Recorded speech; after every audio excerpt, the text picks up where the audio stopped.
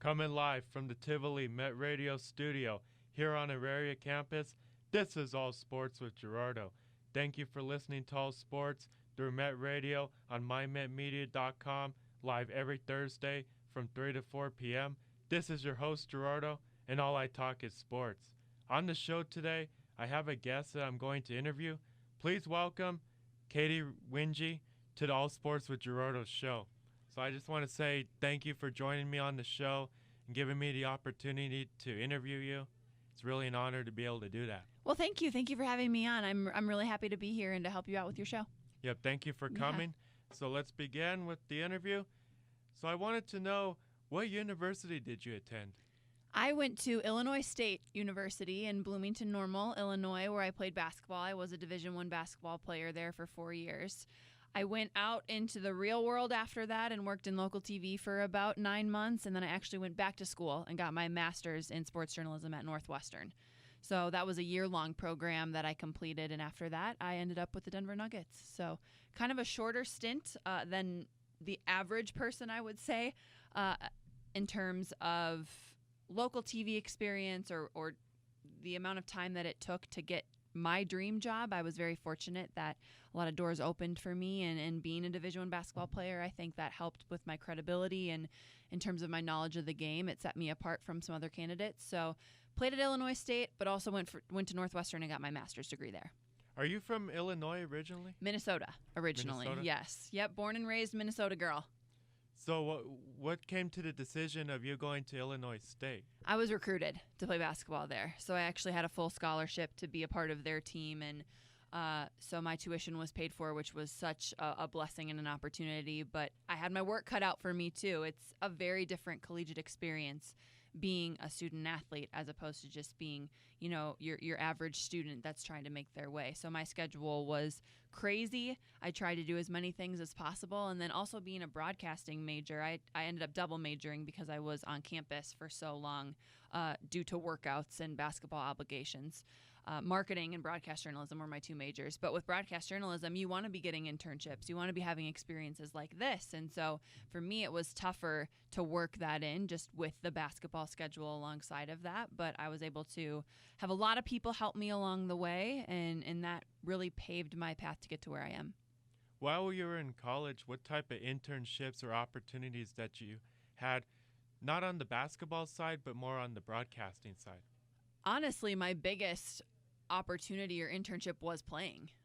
As crazy as that is, that has opened so many doors for me just in terms of people that I know and media personnel that covered me as an athlete. I would go up to them and say, hey, I want to do what you do. How do I get experience doing that? What's the next step for me? And there were multiple times where a couple of the local news personalities did stories on our team, but had me drive the story. So I would take the mic from them and go and interview my teammates and just provide a completely different perspective, a little bit more fun, a little bit more comfortable for my teammates that maybe weren't as comfortable on camera or weren't as comfortable with a microphone because they were just talking to me like they'd talk to me any other day. So I got some really good experience through doing things like that. And once my time playing was completed, that's when I had my real internship opportunities. So I interned at Fox Sports North, the regional sports network in Minnesota, when I quote unquote graduated. Side note, I actually saved a couple gen ed so that I could go and study abroad for a final semester. Even though I walked in May, I didn't technically graduate until December. So I lived in Europe for 4 months and wanted the full collegiate experience. So after I was done playing for 4 years, I went and did that. And then after that was when I got my local TV job. So the summer between when I had left Illinois State and before I went to live in Italy, that's when I got my real internship experience with Fox Sports North. When you went abroad, what did you study abroad?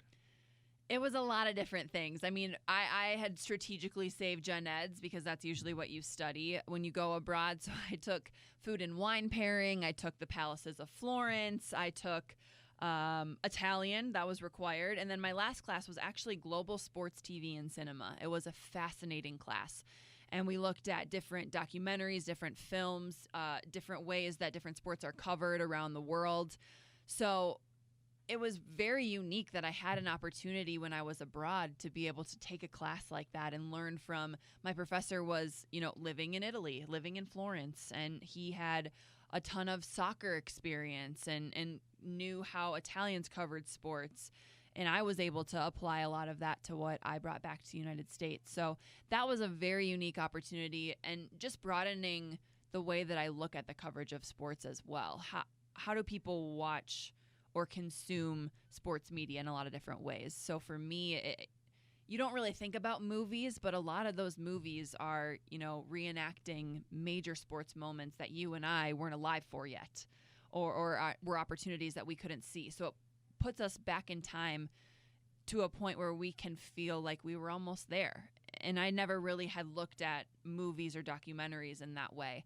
So that was something that really stuck with me, and I try and think about the way that I'm reporting and the stories that I'm telling and apply those same types of things. How do I get a viewer that's watching on TV to where we are? How do I get them to feel what I'm feeling when I'm listening into huddles or when I'm covering the team or talking to a player after they just made a game-winning shot or made a big play? So when you went abroad, were you able to choose between like Italy and other countries, or was it just Italy? I was, but I really wanted to do Italy. I wanted to be in Europe and in a location in Europe where I could go to a bunch of different European cities on the weekends when I wasn't in school. And the way that my schooling worked was we had class Monday through Thursday, and then Friday, Saturday, Sunday, we could just go and adventure.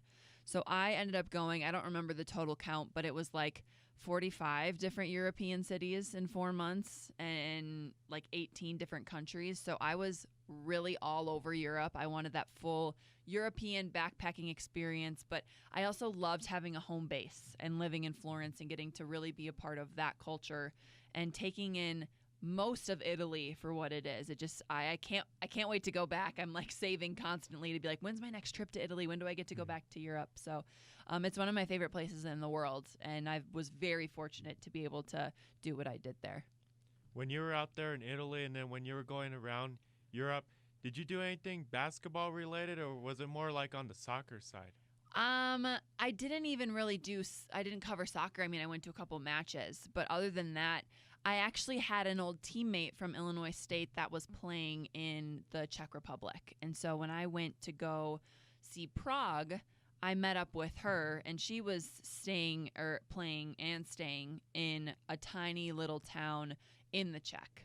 And I went and stayed with her in her apartment. I went and practiced with her team, which was an incredible experience, and spent some time seeing what it was like from a former Division I women's basketball player's perspective of like, what would it have been like for me to play in Europe? And I was so burnt out by the time that I got done playing that I was like, no, I'm ready to take the next step in my career. But by that point, I was like, what would it have been like if I would have played and found an opportunity to play overseas? So it was really cool to take that in. And it obviously, women's basketball here struggles to get coverage. So it's even more so the case overseas. There's barely anybody at these games watching, taking them in. I would say they're probably more viewers streaming online, and it's probably people in the U.S. that are supporting whoever they're watching on these teams.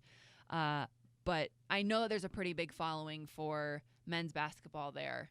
And the obviously like the FIBA World Cup that just took place, and seeing all of those guys and playing for their countries, and there's a big basketball following for sure in Europe. I just wasn't able to take that aspect of it in.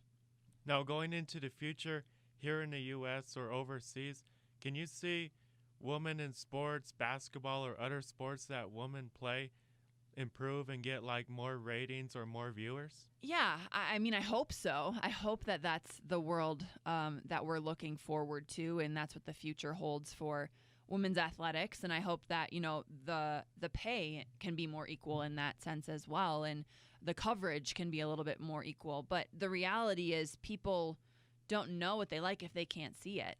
They can't accept the sport or be a fan of the sport if there's nowhere for them to watch it. So I think the more that we can expose sports fans to these female athletes, for me, the best one, not the best one, that's probably not the right way to phrase it, but the one that I'm connected to most is the WNBA. And I had a chance to cover the Las Vegas team last summer, and I know a couple people. One of my best friends that I grew up playing basketball with plays for the Connecticut Sun. So I know these women and know them as people, not just as players. And that's, I think, where the league can really take the next step, is showing off these women athletes and not only what they're capable of from a sports perspective, but who they are as people, what they're capable of as people. Many of them are moms, and they volunteer and do a bunch of stuff in the community, and they have causes that are near and dear to their hearts, and that's what's relatable, right? That's a person that you want to cheer for when you find out all these things that they're doing and working on behind the scenes that encompasses all that they are as human beings. So I think the more exposure that we can get for these athletes, and the more that we can listen and turn up the volume on their voices, the better the leagues will grow, the better they'll become exposed. And I joke a little bit when people ask me questions like this, especially when it's comparing the WNBA to the NBA or talking about, should they lower the rims to make it so WNBA players can dunk, even though some of them can dunk on the 10-foot hoops. You have to think of it as almost a completely different sport. You can't think of it as, I'm going to watch an NBA game the same way I would watch a WNBA game or vice versa. I think the NBA has so much just one-on-one, raw athleticism, that sort of thing. Women's basketball has bits and pieces of that too, but a lot of it is strategy and the way that these women are able to work together to create something great and big and beautiful. And I just think if you change the lens in which you're watching the games and consuming that type of basketball, your perspective may entirely shift. And I can't reiterate enough just how important it is for young girls to have a league to look up to, of people that they look like or they can compare themselves to, that they can shoot to be just like.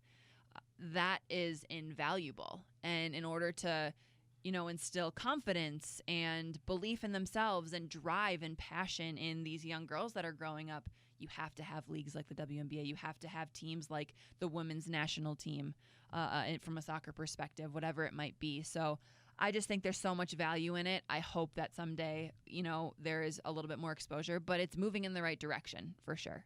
Yes, I definitely agree with you. Hopefully going into the future, the WNBA or just women in sports, whether it's basketball or other sports, because we see that women can play sports. Yeah, absolutely. In a variety, too, not just like basketball or just soccer. And hopefully going into the future, women in sports, those leagues can get more exposure. We can see more women playing sports. Also, maybe the salary come up a little bit higher, be more similar to it's not even sports. Really a similarity, honestly. It's more, and I can only speak to the WNBA because that's where I've done most of my research, and the women's national team too. What they're asking for is for their percentage of the revenue that is made around their sport to be the same percentage that the men get. So even though women's sports aren't bringing in as much money as, the NBA or whatever it might be, the women's national team is a completely different exception. Like, they are making more money and they are getting paid less, which doesn't make any sense to me whatsoever. But with the WNBA and the NBA, they're actually all owned by the NBA umbrella. So what the WNBA players are asking is for their percentage to be the same percentage of the revenue that's brought in as the NBA players make, because right now it's lower. So that's where the equal pay thing is coming in. They're not asking to be paid millions and millions of dollars like the NBA is. They're just not at that level yet. They're saying whatever money comes in from the WNBA, whatever percentage of that, whatever pool comes in from the NBA, whatever the players are making based off of that, that's what we should be making based off of our pool respectively as well.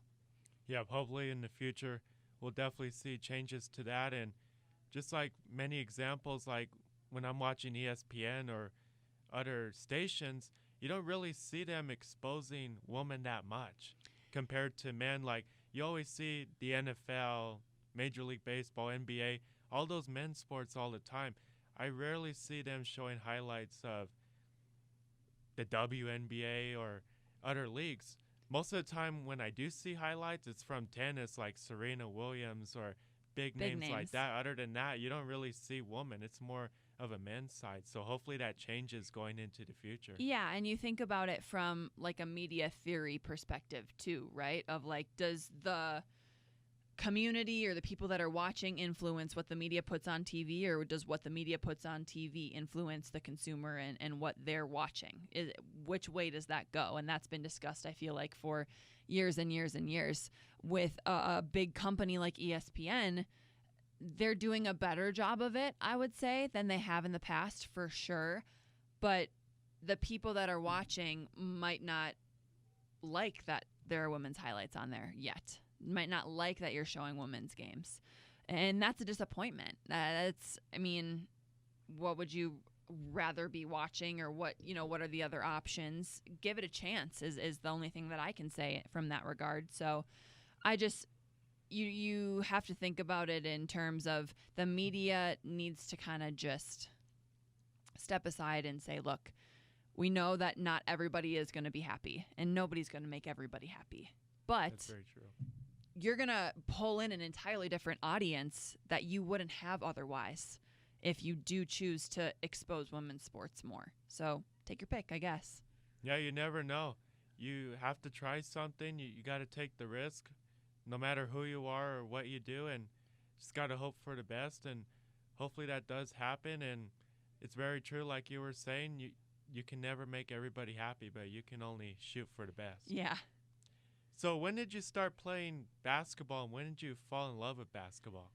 I always tell this story when I get asked this question because I just think it encapsulates so much of my basketball experience. But by the time that I was walking, and I was walking when I was like 8 months, we had a mini hoop that actually sat on one of our lower cupboards in our living room, and I was like dunking by like 1 year old, I guess. So basketball has always been a huge part of my life. Sports in general have always been a huge part of my life. I danced, I played soccer, I feel like I did it all. I played football in my neighborhood, I played softball, I played baseball. I just jumped around and was like a true outdoor neighborhood kid, where I was organizing all these games amongst our community and playing whatever we were in the mood for that night.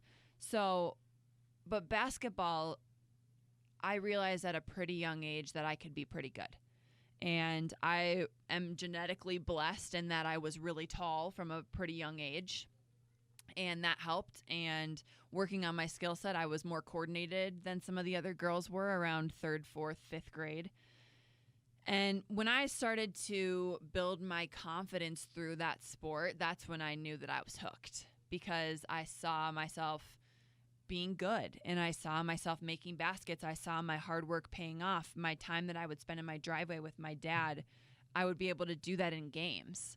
And when that happened, and seeing not only how proud my dad was of me and how our relationship grew through that sport, but also just for me, right? Like, I had put in all this time and effort and energy in my free time, and now I'm in a game and I'm scoring and I'm doing what's great for my team, and we're winning. And that feeling of I'm doing something that's worthwhile, my confidence is building, I feel strong and empowered, I was instantly addicted to that. So that, combined with the relationship that I built with my dad through the game, we have spent countless hours working out and shooting, and I joke that he's my lifetime rebounder, because even still when I go home and we have a hoop out back, I'll still get shots up and he'll still be out there rebounding for me, even though I'm way washed up now and I don't really play anymore. So that, becoming so close with my dad and my family and being able to bond with him through that, along with just the confidence that I gained through playing, that's where my love of the game came from. And I think that's still what I love about covering basketball too. It's seeing greatness in people and seeing these players recognize the greatness in themselves and step up in big moments. And I think that that's what covering sports in general will do, right? It reminds everybody of the greatness inside of them, and anybody's capable of, these things that people might doubt or no one else thought that they could do, and they did it. And I think that idea in general is what made me fall in love with sports, but specifically basketball. So you would definitely have to say basketball is your favorite sport. By a long shot, yeah. I mean, I love watching football. I do the Fantasy Football Hour on Altitude 2, which is nationally syndicated, so it goes out to all the regional sports networks. It's on Yahoo Sports. Shameless plug right there. If you like fantasy football, you should tune in. But I love watching football in the fall. There's like nothing better than being at an outdoor stadium and taking in a game. And basketball was just my love. And so I love the leagues. I love the players that are in the leagues. I love the WNBA and the NBA because they allow their players to have voices and comment on things that are more than just the game, and have personalities and be able to do things outside of the sport that bring people together. And we see how much sport brings communities together, right? But it's like the one step further of seeing these people genuinely invested in their communities and different causes. And that's really what makes it powerful, for me at least. Yeah, that's very true. A lot of big names in the NBA definitely have some great foundations and do stuff to give back to the communities where they were from. And it's really great to see how even really big name superstars in the NBA care about their past and where they're from and care about people and show all that pride and support. Yeah, everybody came from somewhere, right? And it's not like these superstars were born superstars overnight. That's just not the way that it works. So having a sense of humility and empathy and being grounded in a lot of ways. Yes, these NBA players especially live entirely different lives than any, like you and me or any average Joe lives by a lot. But the fact that they can take a step away and look back and reflect on how far that they've come, the people that have helped them along the way, seeing these little kids at their camps that they're hosting and being like, that was me at one point. Like, I remember Monte Morris talking about NBA players camps in Detroit that he had gone to, or Jamal Murray, in Canada, same type of situation, looking up to a guy like Steve Nash. And everybody has somebody that they look up to. Everybody has somewhere that they've come from and adversity that they've had to face and overcome. And I think that too makes these players so relatable. That this is why you cheer for them. This is why they're on the stage that they're on, is because they put in all this hard work. But people are also like, man, their stories are cool.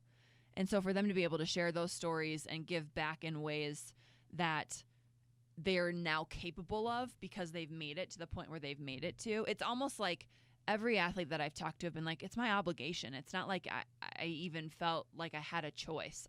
This is something that I've wanted to do since I got to this level, was be able to give back in this way. Yeah, that's very true. And I'm very glad to see that. It's nice to see the humility. Big Yeah. names do that. Yeah. So I have to ask you this. Do you remember Roman O'Shea interviewing you back in college when you were playing on the basketball team? Yeah, I figured you'd have to ask me that question. Yeah, of course I remember. Of course I remember those types of interviews, sitting down and talking. Ronan reached out to me via email and was like, hey, I don't know if you remember me. And I'm like, of course I do. And I've seen it on YouTube. Don't look it up, anybody.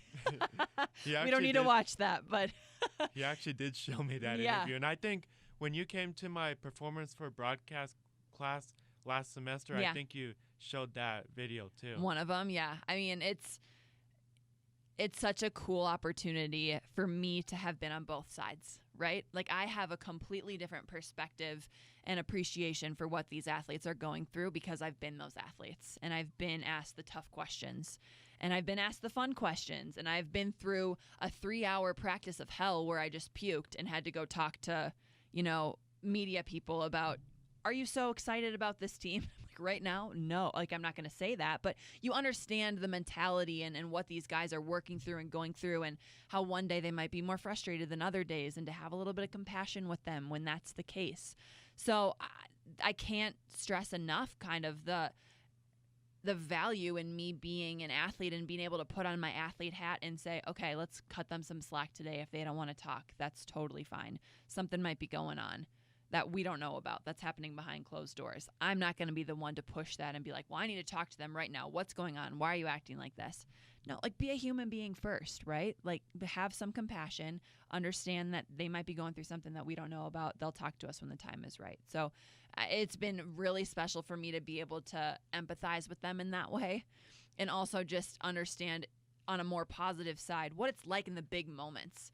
I had a couple games where I had really big games and I made game-winning shots and, stepped up and was in a position that was unreal, like unbelievable for me to be in. And so to be able to even have a little taste of what that's like for them, it helps me know what questions to ask. It helps me know, okay, let this breathe for a second and just listen to the crowd.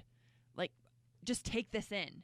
Understand what this moment means to you and to this city and to all of these people here.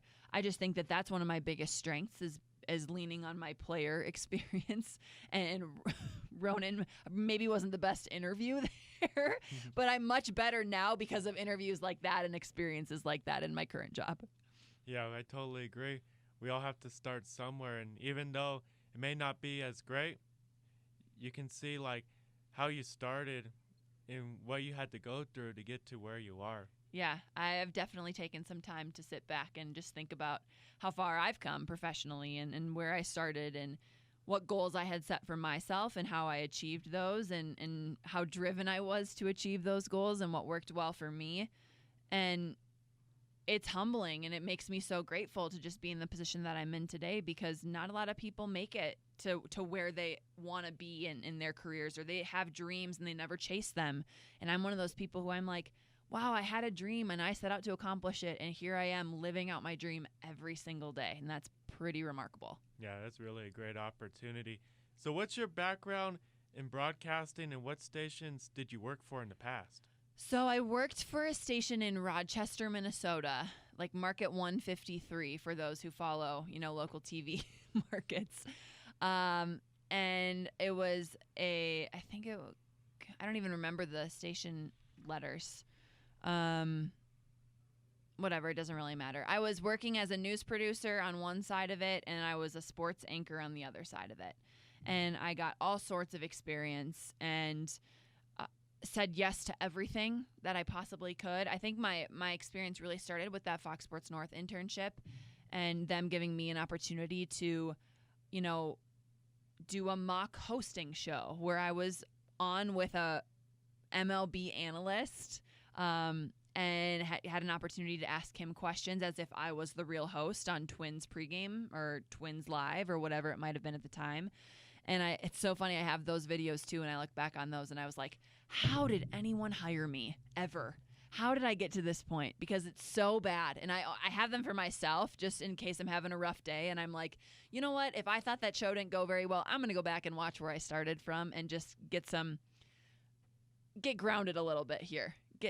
Have something that I can look back on and get some perspective. So it's cool to look back on those moments. Even when I was anchoring, you can tell from when I was reading a prompter and how I was glued to that prompter versus even a couple months into local TV, how much more comfortable I got, how much better I was with interviews, with sitting in a studio, with doing things like that. So I don't have a ton of local TV experience, to be honest with you. I was in it for about 9 months, and as soon as I decided I was going to go to grad school, my mission at grad school was to not go back to local TV.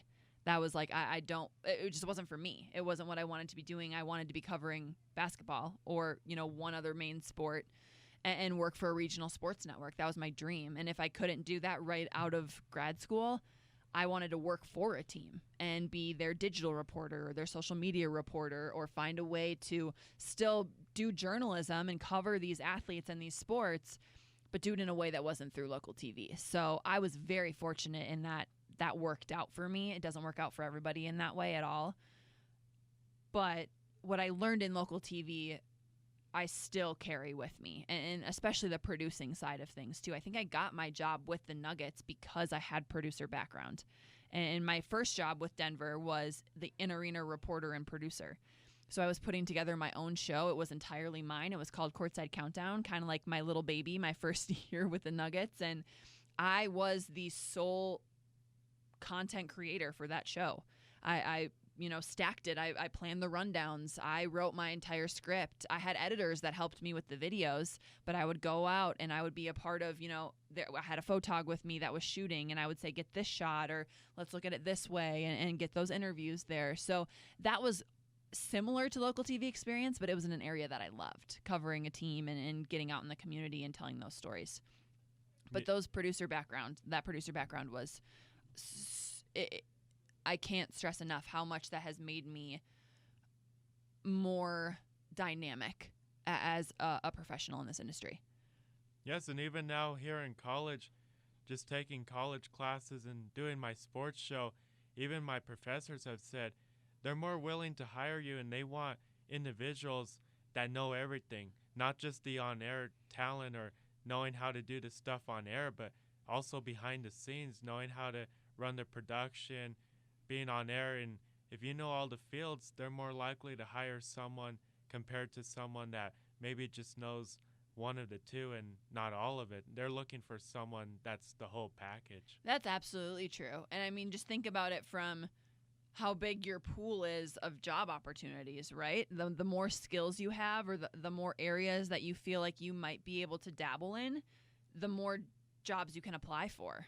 And that's kind of what it was for me. If you're only going to be on air, those jobs are very hard to come by and they're super competitive. But if you can somehow get your foot in the door with a team as maybe a content creator for a digital platform, or, work for their website, or be a team producer and just put together videos or go and shoot videos for them, then you're there, you're in. After you prove yourself in that way, you say, hey, could I maybe front this piece? Could I maybe do a little stand-up in it and we could post that? And just like step by step, you find your way working into an on-air job, even though that was not even in the job description of what you applied for. So yes, they want to hire people with as many skill sets as possible, but also be strategic about what you're setting yourself up for too. I don't rule out any job that doesn't say on air. That doesn't mean you're never going to be on air.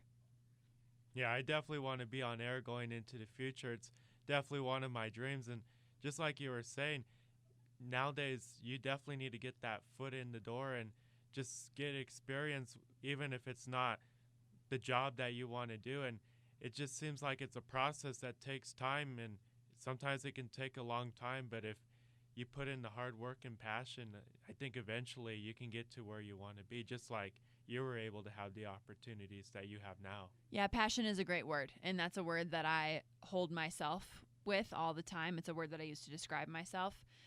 I think that the people who are the most passionate in this industry are the ones that make it. They're the ones who are successful, because the ones who aren't truly passionate and aren't passionate about the right things, especially when you're looking at on-air positions, if people just want to be on air for the fame and the glory and all of those things, you're not in this for the right reasons, and you won't last. It's too difficult of a job.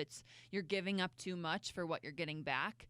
So to be able to use your passion to fuel you in times where you're working in local TV and there may be 5 people that are watching your show, and you're still able to go and interview this high school football athlete that would never be exposed to anything remotely like this for the rest of their life, but you're sitting there asking the questions because you know how much this moment means to them and you know how much this moment means to the community.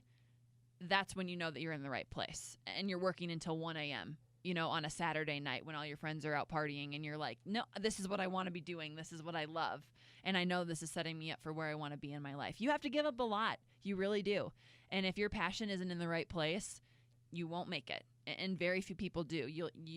If you stick with it, you will see people kind of fall off along the way. But know that just means it's getting less and less competitive. You're making it more and more. If you see people falling off, it means you're doing the right things and you're passionate and you're committed in the right ways. So if you stick it out and you work hard, like you said, are kind to people, I can't stress that enough, building those relationships and treating people the right way and also working hard, you'll set yourself up to be in a pretty good position. That's very true what you were saying. And even going back to what you were saying, I even had a professor tell me about local TV, just doing the local news. It's like the same thing over and over again on reporting. It's just a different location or different names of people or whatever.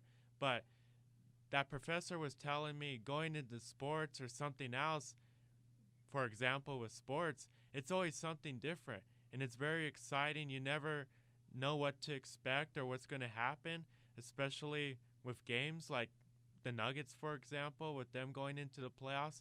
We don't know how are they going to play in that game 1 or that game 7 of the series. How are they going to play in that game? How are they going to win the game? If it's tied or they're down and they're trying to get that game-winning shot, who's going to take that game-winning shot, or how are they going to win that game? So sports has always definitely been interesting, and that is one field that you can definitely not predict, because anything can happen, whether it's basketball or any other sport. Yeah, and that's where, I don't mean to knock on local TV at all. It just wasn't for me. It wasn't where my passion was. It wasn't where I felt like I wanted to go. I think when you're starting off, the reps that you can get at that level, like you said, it is the same thing every night in terms of what you're doing, but what you're covering is going to be different. You're never going to have the same story. You're never going to have the same game. You might talk to the same player, but the circumstance is going to be different. So you're going to keep growing and keep getting better. And what's most important when you're first starting off is those repetitions, is building that confidence, knowing that you can handle any situation with ease no matter what happens. One of the things that I went into grad school saying, and it was a really tough decision for me, right? Because I had already had a job as a sports anchor in the industry, and that's half the battle, is getting that first job. And I had my foot in the door, and I was building those connections. And so I talked to a lot of people and got their advice. And I honestly, I can say that if I were to weigh the people that I talked to, majority would have said, don't go to grad school. And I did it anyway, because I was like, this is something that I want to do for me. And I went in with the mentality of, I want to be so comfortable with the uncomfortable that nothing can faze me. That I will leave grad school and I will not have any challenge thrown at me, any adversity thrown at me that I am not a firm believer that I will be able to handle, and handle it with ease and do it well, and go into those crazy environments, those crazy games, those crazy interviews, and be like, this is what I've trained for. This is what I know. These are just people. Have that calm and poised mentality and be graceful with other humans, but also like know that you can own this.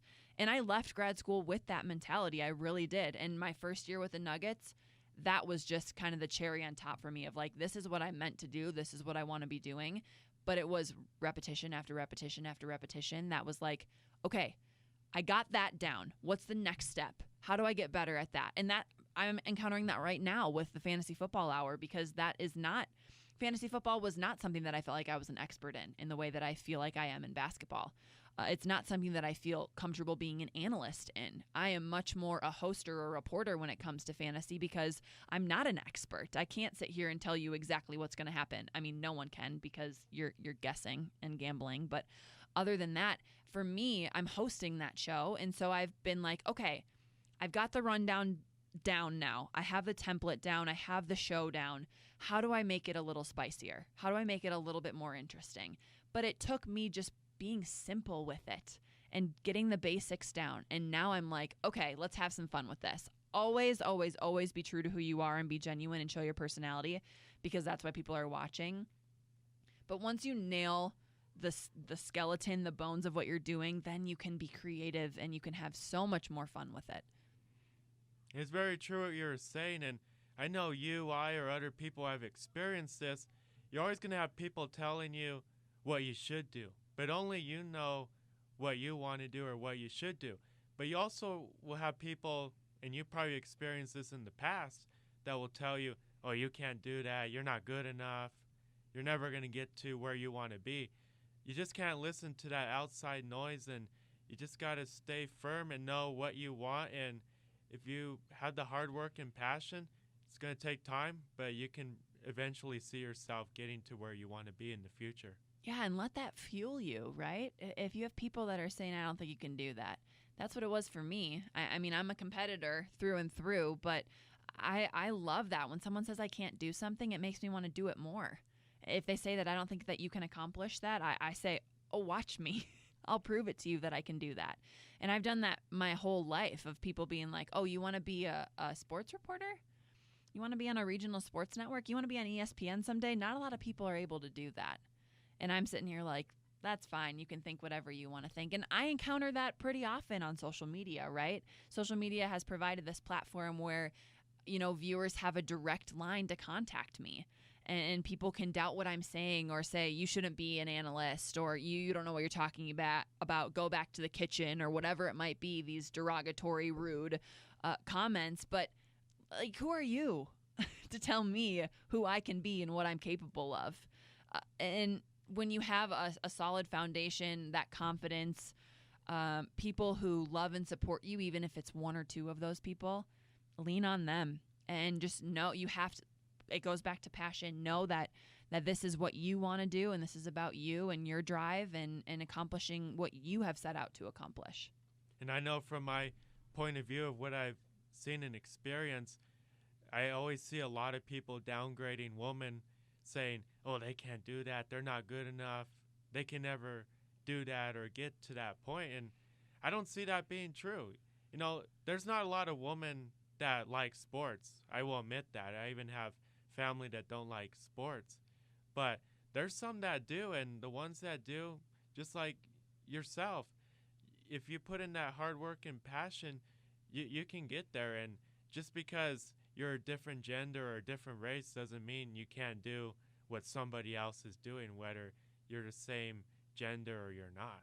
Completely. And I would argue that not all guys like sports either, right? It's just a personal preference of what you like to take in. There are just as many women who enjoy sporting events, going to Broncos games, going to Avalanche games. They find their niche and they are all in supporting those teams. I think where I find the most controversy is when women are covering sports like the NFL, where there's not a professional level for women to be playing. For me, I'm very fortunate in that I played basketball at a very high level. So that instantly gives me more credibility than any of really those people who are coming at me probably have. Unless they're Division I college basketball players, you have no right to tell me that your knowledge of the game is better than mine. Unless you're coaching at a pretty high level, it's probably not. Unless you do all of this research and you've put in all of this time and energy and you watch as many games as I watch every single day, probably not. So it's a personal thing. There's something out there for everyone. It doesn't matter gender, race, whatever you want. None of that. A sports fan is a sports fan.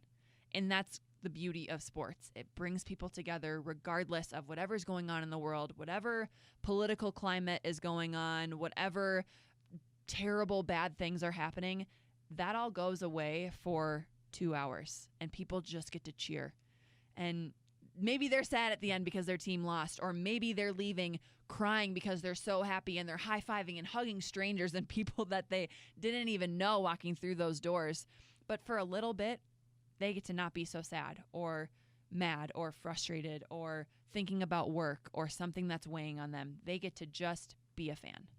Yeah, that's very true. And no matter if you're into sports or music or whatever it is, we can like or dislike whatever, and people are always going to like sports or not like it or like other things. And whatever you're passionate about and or whatever hobby you like or whatever you do, it's just different for everyone. And the people that like sports, they enjoy it. The people that don't like sports, there's definitely something else that they enjoy. Absolutely. And just like you were saying earlier, even now that I'm just in college, taking college classes and then doing my sports show here at MSU Denver, which is All Sports with Gerardo, every time I get done with it and I'm editing it and getting ready to post, or even other things I do that are not related to this show, I always feel like there's something I could have said better or done better, or I could have did better. And with that passion that I have of where I want to be, I know if there's something I could have done better, which bothers me if I see it and I know I could have done better, then I know the following week I can say it better or do it better, because I do this consistently on a weekly basis, and it's just something I want to keep on and keep getting better at the college level that I'm at right now, and then going into the future if I get the opportunity in the professional world. Yeah, that's a wonderful mentality to have too, right? Like I have my dream job and I'll watch back, tape of me doing a sideline hit or commenting on a game and be like, ooh, I wish I would have said that differently, or I don't love the way that I phrased that. We're constantly growing and evolving, even whether you're in college or whether you're at your dream job. You want to keep progressing and keep getting better, and it's wonderful to be able to have that mindset of being never satisfied. It's the same thing these teams are adapting. It's the same thing the Nuggets are talking about coming into this season. We're not satisfied with the great season we had last year. We want to keep improving, keep getting better. Same thing for us. Yeah, I definitely feel that too. Even after doing the show today or whenever I do it, or even other things I do, I just never feel satisfied because I always feel like I can do better. And if I see that I could have done better, especially when I'm editing, it will literally bother me until I get the opportunity to redo it again. Yeah, well, don't let it stick with you too much, right? Learn from it and move on, leave it behind you. I think that is super important. You kind of have to have instant amnesia in that way of like, okay, I wish I would have done that differently, but I'm just going to put that in the back of my head and then move on with it and think about how I can be better next week. But also, like, celebrate your little victories too. celebrate something that you did really well on the show that you liked, or I love the way I asked that question. I'm going to put that in my back pocket for, the next person that I'm coming in to interview. It's just as important to recognize your greatness when you see it, or recognize your growth when you see it happening, as it is to say, okay, I wish I would have done that a little bit differently. Both those things are equally as important to you continuing your progress as a professional. I definitely agree with that, and thank you for the advice. I'll definitely hold on to that and remember that, because I could definitely use that going into the future. So, where do you work now? Altitude TV. And what do you do there? I am a reporter, analyst, and host. That's for the Denver Nuggets, and then I'm also the host of the Fantasy Football Hour, which airs nationally, actually. Like I said before, you can watch it on Yahoo Sports streaming. It's also pushed out to regional sports networks around the country. So people in Minnesota can watch it, people in Chicago can watch it, people on the East Coast, West Coast, whatever the regional sports network is, usually they get us. And how long have you been at Altitude? Last season was my first full season with Altitude as a Nuggets reporter, host, and analyst. I was with the Denver Nuggets for a year prior to that as the in-arena reporter, my show Courtside Countdown. But this will be my second season with Altitude full-time. Now, with everything that you have witnessed, what were some of the best games you witnessed or talked about during your career with the Nuggets or in the past before the Nuggets? My first season, Gary Harris making that game-winning shot against Oklahoma City, where he runs down the tunnel. I was my spot where I sat was right in the tunnel, and so witnessing that, being courtside, seeing him make the shot, run out, was just remarkable. And that was actually one of my very first walk-off interviews as well. It was such an interesting situation because Gary hadn't had the best game prior to making that shot. I think Nikola had a triple-double, Nikola Jokic did, and it was a nationally televised game. So what that means is the national reporter, who I believe was Kristen Ledlow for that one, got to request the best player for the game and get that interview. And I I was the in-arena interviewer rather. And so I got the second or third, the highest performing player, who when I requested him was Gary Harris. He was third in line. So the way that the chips fell, Gary makes the game-winning shot, and I'm the one who gets to interview him first in that situation. He nailed that shot, runs down the alley, comes back out, and the PR staff for the Nuggets say, "Here you go. Here's Gary. Have fun with it." And we're just talking about things you wish you would have done differently. I mean, I was in that moment, I'm asking the questions of what did you see? Break it down for me. But I wish I would have had more energy with that. I was so focused on, okay, how do I get Gary to say a really great answer? Or how do I keep this moment living on? And instead of just being in the moment, I was thinking about the moment, and that impacted the way I was asking the questions I was asking. Now I've had a couple more instances where I've asked some players questions in really big moments, and I've done so much better with it because I've been there before. So you're talking about experience, you're talking about reps, and I also have learned from past experiences and been like, okay, I'm going to do this differently this time, and give yourself a second to breathe and be like, okay, how do I want to ask this that's going to get the most out of that player? I also had known some facts about Gary beforehand, where he had a sign hanging in his room growing up that said, "What did you do today to make it to the NBA?" And I wish so badly that I would have asked a question about that in that moment, because that was his first game winner in the NBA. And I wish I would have gone back after breaking down the play, after talking through, the typical questions of what did you see? Did you know it was going in? Those quick hitter ones of let's get to the basics of what just happened here. But asking a question like, gee, you dreamt of moments like this. You're here now. Could you have imagined it playing out this way? Something along those lines. And so learning from those experiences and thinking about how I would do it differently has been extremely, extremely beneficial for me. That did not have anything to do with your question, but I thought it was a fun story to share anyways. Other games that I thoroughly enjoyed. Jamal Murray almost getting 50 points against the Celtics last year at home was incredible. Seeing the way that Kyrie Irving reacted, seeing the way the Celtics reacted, it was just such a fun environment to be in at Pepsi Center. Everybody was heated.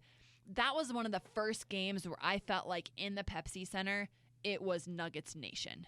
It wasn't other fans coming in and filling half the arena cheering for the other team or watching the superstar on the other team. It was like Denver Nuggets basketball fans, and they ate it up. They loved it. So that was a really cool environment to be a part of. Jamal obviously played out of his mind. I love watching him when he plays like that. Other games, the game in Memphis where they came back from being down like 30 points or something ridiculous like that in the second half. That was really fun. I was sidelining that game, and so I got to talk to the guys a little bit after that game, and it was cool to hear kind of their reaction. And that would have been a really bad loss if they would have lost. So I think that made it a little bit more anticlimactic of like, this is a game you guys should have won. And you did it in a pretty ugly fashion, but you got the job done. Really fun game to witness, though, and be a part of. And then really just the entire playoff run at Pepsi Center this past season was something that I will cherish for my whole life, and I'll think of when I reflect back on my professional career. The 9-year drought that the city was just thirsty for playoff basketball to be back, and the way that the Nuggets took it to Game 7 and handled their business the way that they should have and learned and grew as a team was incredible to be a part of and to be on the inside of, to know what that team was going through and to see them practicing and to be there from training camp till the very end was just so special to me. So that was just fun basketball to watch and be a part of. The entire NBA playoffs are that way, though. Now, going back to the first game you were talking about, that was a great story that you said. And those other games that you were mentioning were definitely some great games. I know from the times I've gone to the Pepsi Center or even just watching the game on TV, when it's a certain team or certain players coming into town, Pepsi Center gets sold out. And most of the time we do witness, of course, the opposing team gets a lot of fans. There's particular teams, and it can be half and half, but I definitely agree with you on that Celtics game. We got to witness that there were actually Nuggets fans there, and there were a lot compared to the Celtics fans. And last season was just a great season. I was really surprised the way the Nuggets played. They played some great basketball. I can't imagine how that atmosphere was for you to witness throughout the playoffs. But from my point of view, looking at the Nuggets in the second round of the playoffs, I would have expected them to make it to the Western Conference Finals and go against the Warriors. I was predicting, they get to the conference finals and probably lose to the Warriors. I was really surprised that they lost to the Trailblazers. I wasn't expecting that to go to Game 7, and even when they got to Game 7 here in Denver, I was like, they should have a chance at winning it just like they did against the Spurs in the first round. Since they're here in Denver, they got the home crowd, and they have already gone through a Game 7. I was just surprised that the Trailblazers were able to come in and beat them. I just think the Nuggets got a little bit too confident with that, and they let the Trailblazers get the best of them. But I really seen that the Nuggets probably could have beat the Trailblazers, and they probably should have. And not to discredit the Trailblazers, they're a great team. They got Damian Lillard, CJ McCollum. They were a great team. I just think they could have won that series. They definitely could have. There's no question there. They're probably the more talented team, but Damian Lillard played out of his mind. CJ McCollum played out of his mind. Our guys were worn down, no question, playing really big minutes for the entire season. And again, that's not an excuse. But I will challenge you just a little bit in what you just said, because I think this is very funny of most Nuggets fans and of even media members to a certain extent. Of so many people went into last season saying, if the Nuggets make the playoffs, it's a win. It's 8 seed, 7 seed, whatever it might be, they make the playoffs, that will be a great season for them. Chalk that up as a W.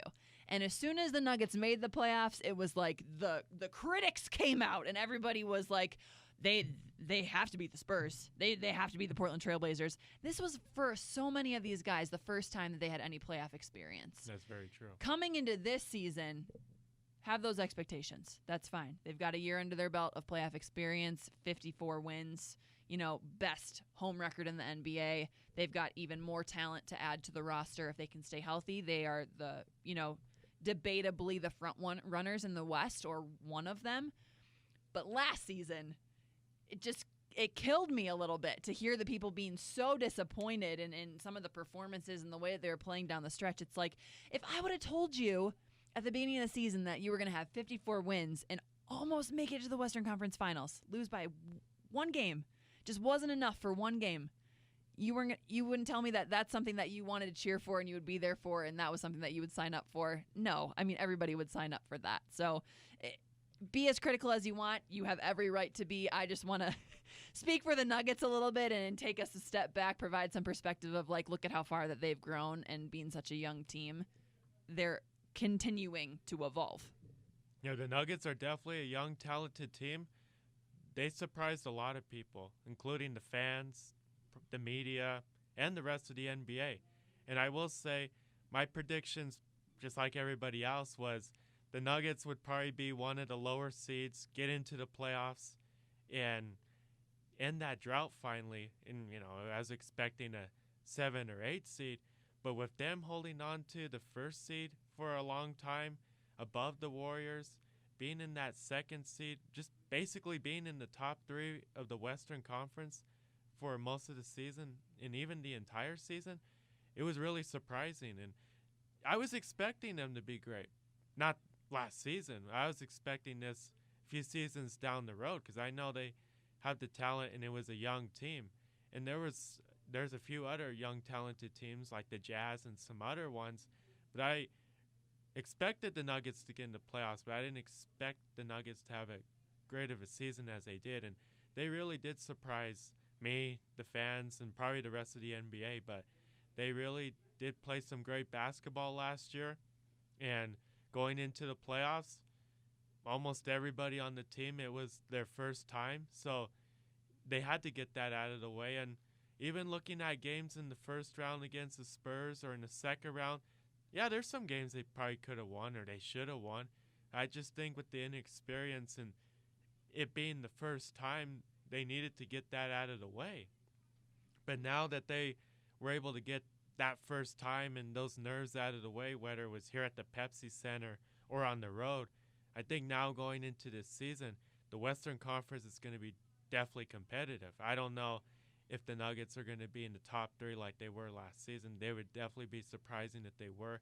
I do expect them to be towards the top of the Western Conference with some other teams that are going to be coming up, like the 2 Los Angeles teams and some of the other ones that made some big moves this past offseason.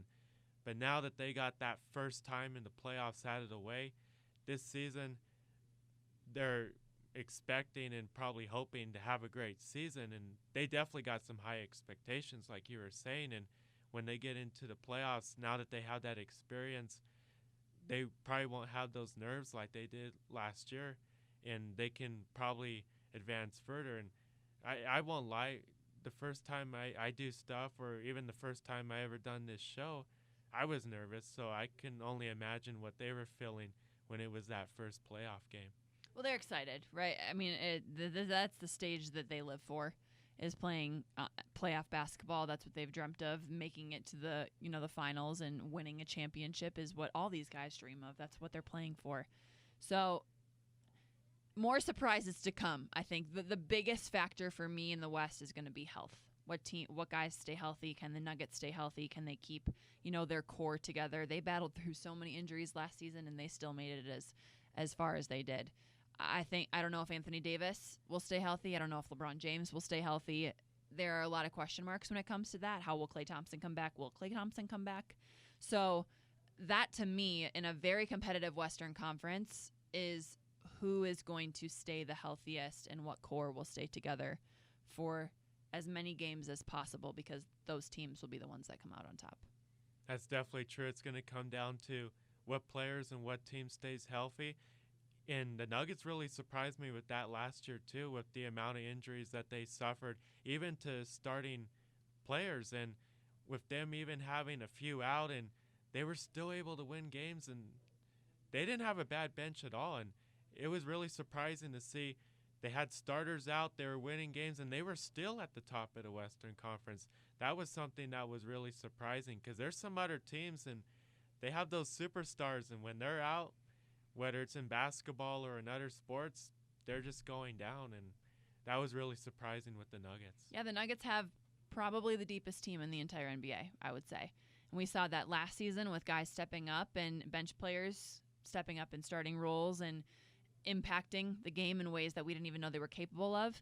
Think about this year now. We've got Michael Porter Jr., Jeremy Grant, potentially Bolbo on a two-way contract that could come in and make some noise. So I think the depth just keeps getting deeper. Yeah, the Nuggets are definitely going to be very exciting this season. They got a lot of great talent, whether they're starters or bench players. There was definitely some of those bench players that were really surprising, like Monte Morris, Malik Beasley. It was really awesome to see what they were capable of and how they can contribute to the team, and how the Nuggets don't have to rely on their starting five, but they can bring in those bench players when their starters need a rest, and they can still play some great basketball. And that was really surprising. But there's no doubt that the Nuggets have one of the best rosters. They got some great talent. I'm definitely looking forward to them this season, and I definitely want to see what Michael Porter Jr. can do since he sat out all last season.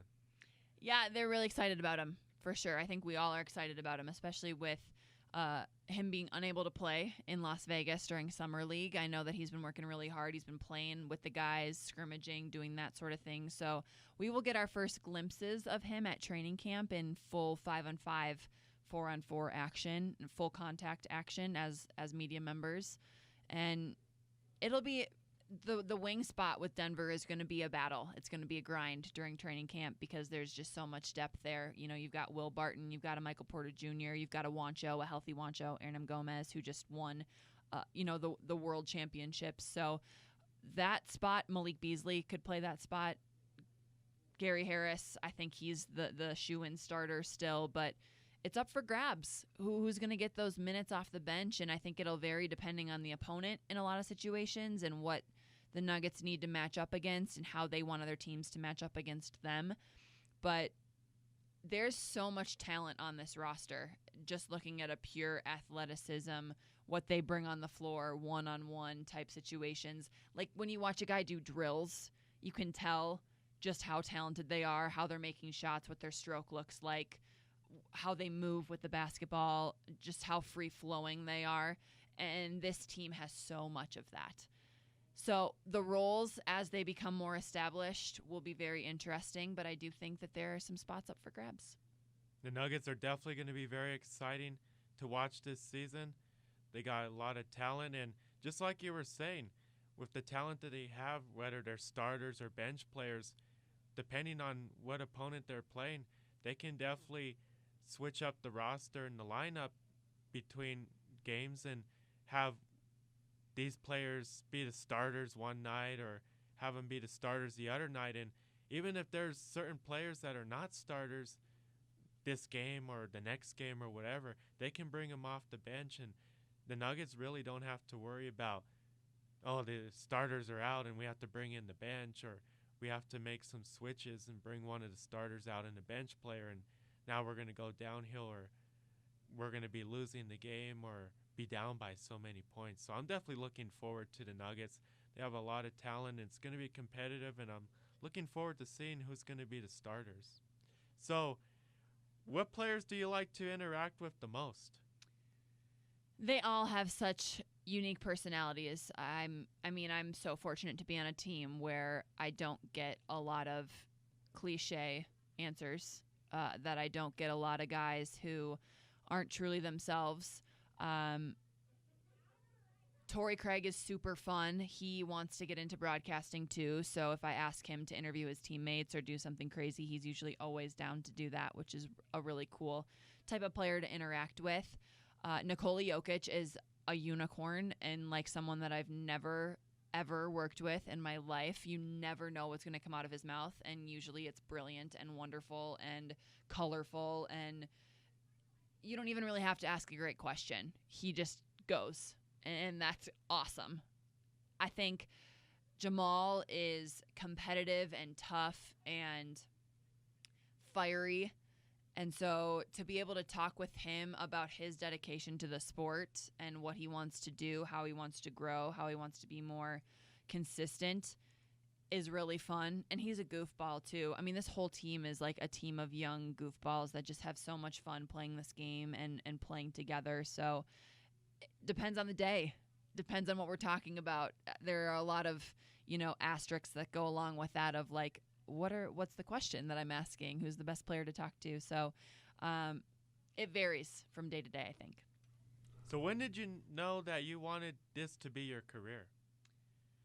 When I was playing and people like Ronan were interviewing me, I started thinking about what I wanted to do after basketball, and I started to see myself on the other side of the camera or as the person that was asking the questions.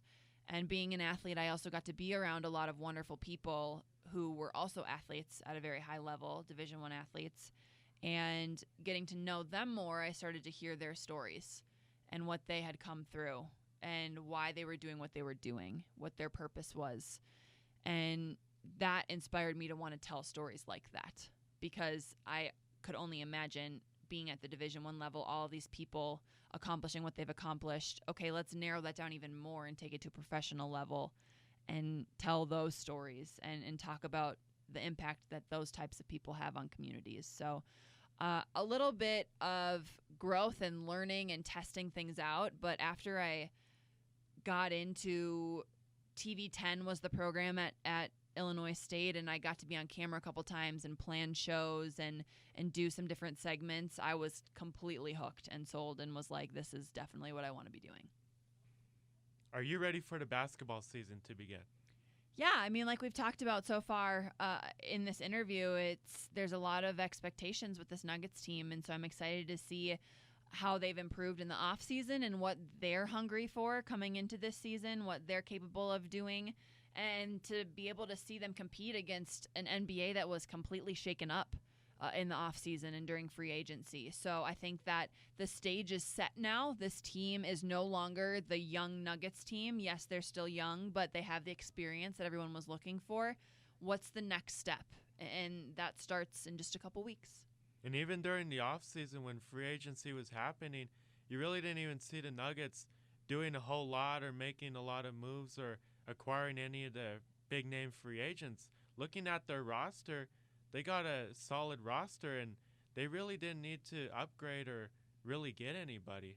Yeah, they liked what they had. They found Jeremy Grant in that mix, too, and they thought that he would add some good parts and pieces to this Nuggets team. They liked the culture that he brought with, who he was as a player, how that morphed with the culture that the Nuggets have. So, yeah, they weren't looking to make any big moves.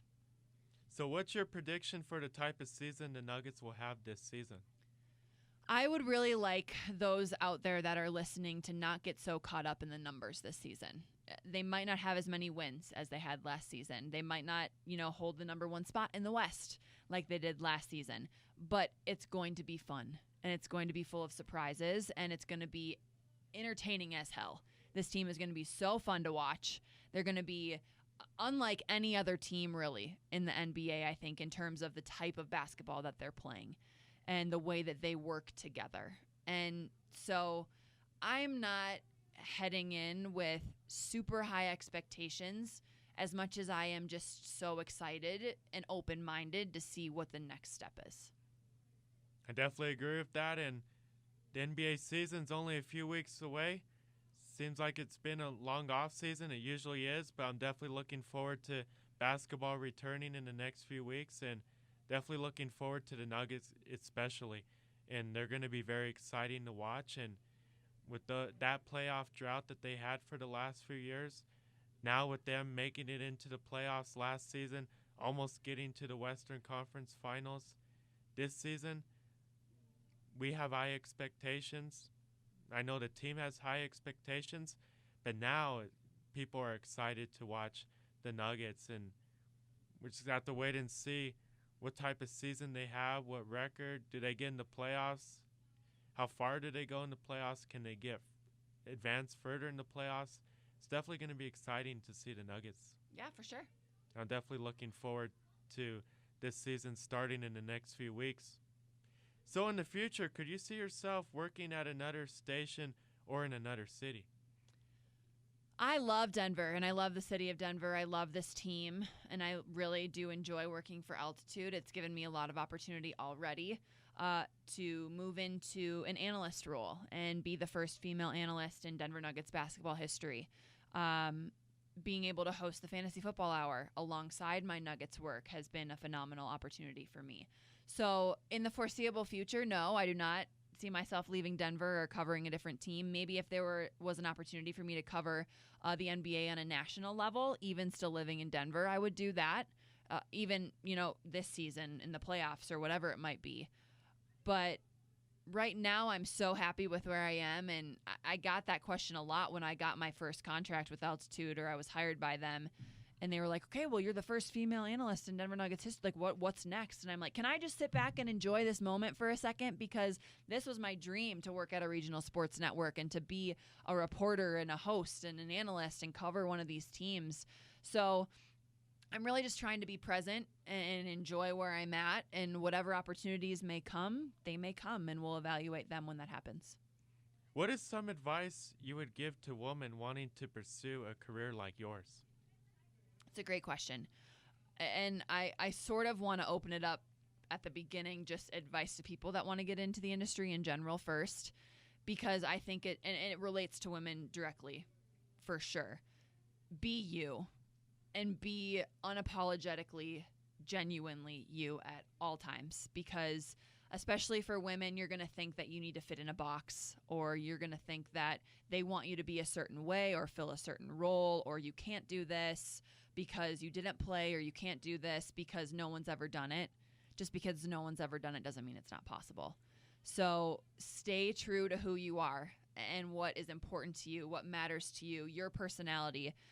Like I said at the beginning, if you're in this for the wrong reasons, as in you just want to be famous or you just want to be on TV, and you are willing to change who you are at your core to fill whatever that means to get those types of roles, reevaluate what you're doing and how you're living, honestly. I think that that's a much bigger issue than just professional.